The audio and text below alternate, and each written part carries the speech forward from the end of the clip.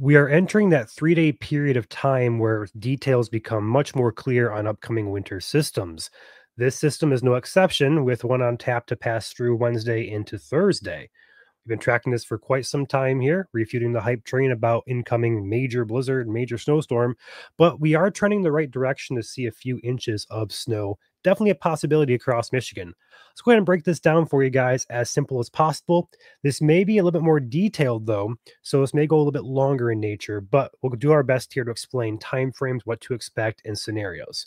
Before I start, quick shout out to our sponsor, Katz Roofing and Siding. They are based out of Lansing and Battle Creek metro areas. They service South Central Michigan.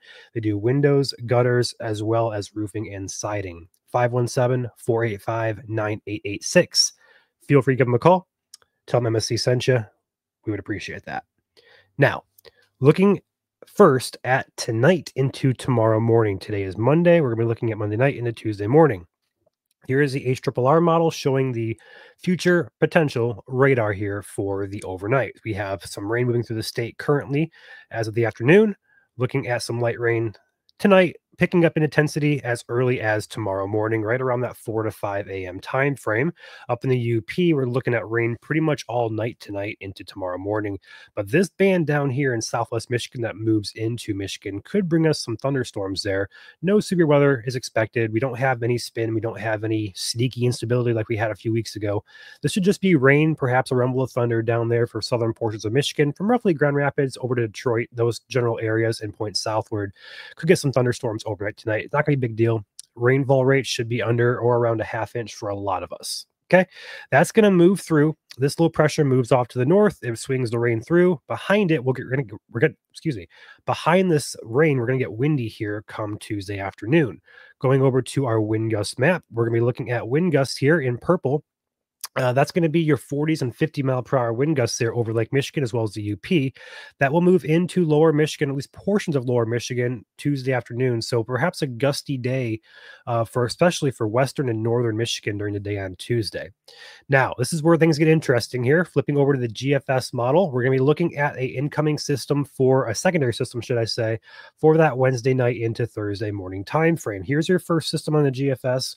The center of the low pressure moves north. It swings rain through the state, moves out, and then attention turns pretty much directly overhead as a secondary system develops here over Illinois, Indiana, Michigan area, and it's going to form into a low pressure system right there over southeast Michigan Wednesday morning.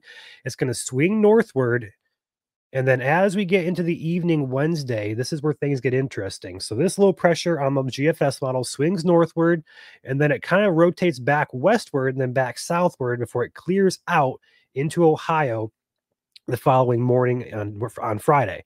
So backing this up here, looking how this develops. So the low pressure comes in Wednesday morning, rain will likely accompany it. And as that swings northward and as we get to the evening hours and temperatures decline, if we get cold enough, that would support some snow for portions of Michigan.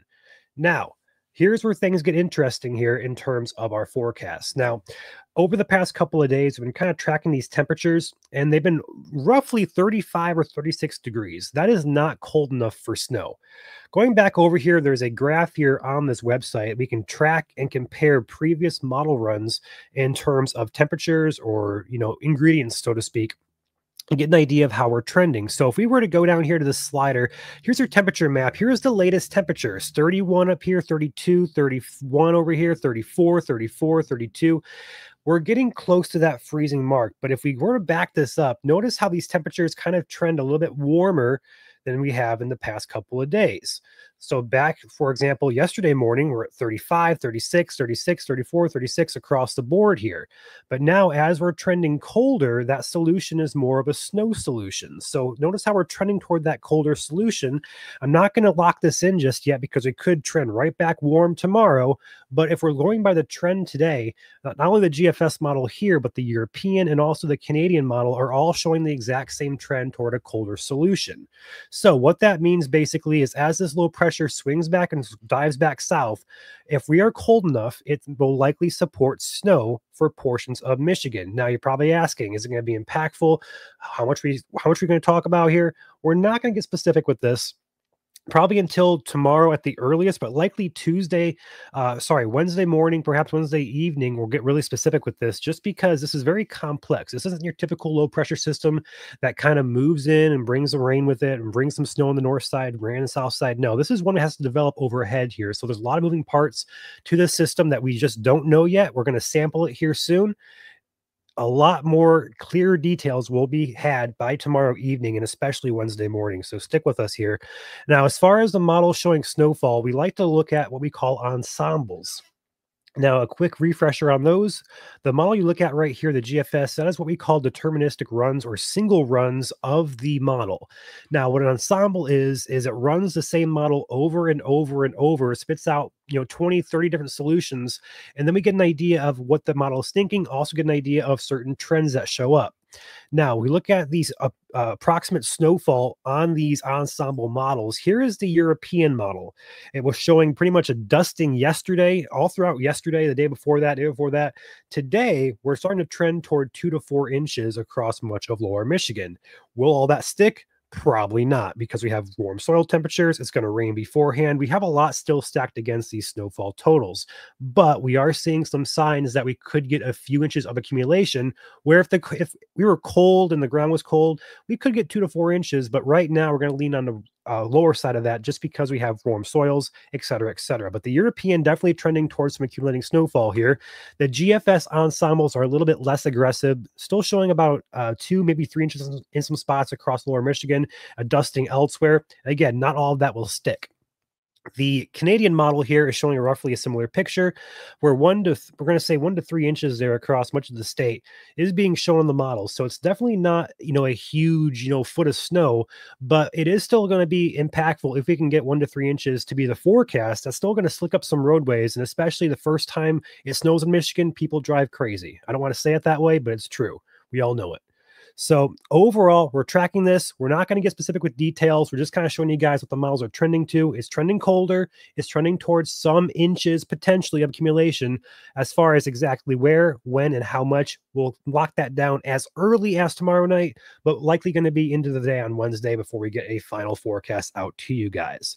With that being said, stay tuned to our pages, Facebook, here on YouTube as well. We'll be posting these video content and updates for you guys as new information is coming out. With that being said, if you guys got questions, feel free to drop them in chat. We will be happy to answer those for you. Before I hop off here, we're going to shout out our Patreon for those who want a more localized forecast approach. Instead of watching our statewide graphics that are public on Facebook, we do offer a localized approach to all of our snow and severe forecasts now on Patreon. The cost is $1.99 per month at the lowest. It is highly worth it, in my opinion. But again, if you guys value it, totally up to you guys if you want to go for the local approach to things. If not, everything's still going to be public here, briefings statewide on Facebook and also YouTube. With that being said, I'll see you guys tomorrow. Actually, see you guys tonight if you're watching this before 7. We do have a briefing tonight, or not briefing, but a Monday Night Weekly to do tonight. So we'll see you guys likely tonight or tomorrow morning for another YouTube update video. Stay safe, guys.